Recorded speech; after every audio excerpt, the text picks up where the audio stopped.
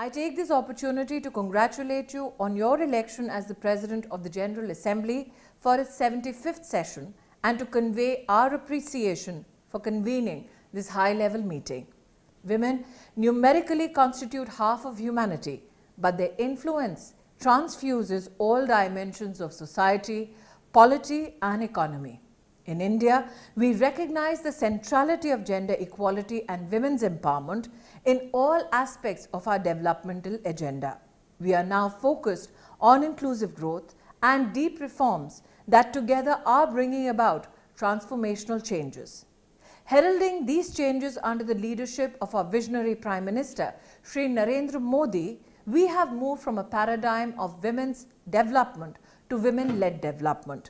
Reservation of seats for women in local government has ensured that more than 1.3 million elected women representatives today provide leadership in formulating and implementing gender-sensitive public policies at the community level. More than 200 million Indian women have been brought into the formal banking system through the government's Financial Inclusion Initiative. Innovative use of digital technologies has provided equal opportunity for women to access insurance, loans and social assistance. Celebrating the girl child in India and enabling her education is a multi-sectoral package of interventions and awareness campaigns that challenge gender stereotypes and realize the girl's right to education.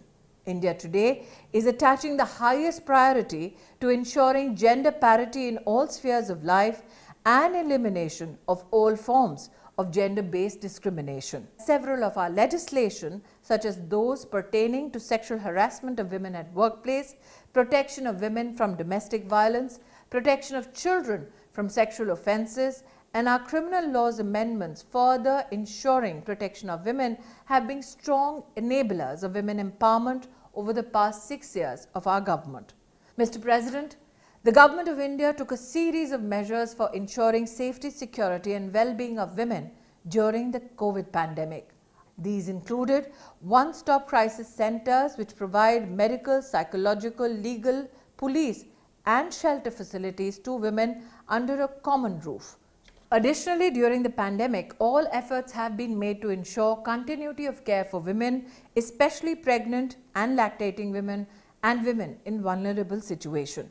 The National Nutrition Mission, launched to improve nutritional status of children, women, adolescent girls, seeks to make India malnutrition-free by the year 2022. In conclusion, I reiterate India's commitment to the full and effective implementation of the Beijing Declaration and Platform for Action.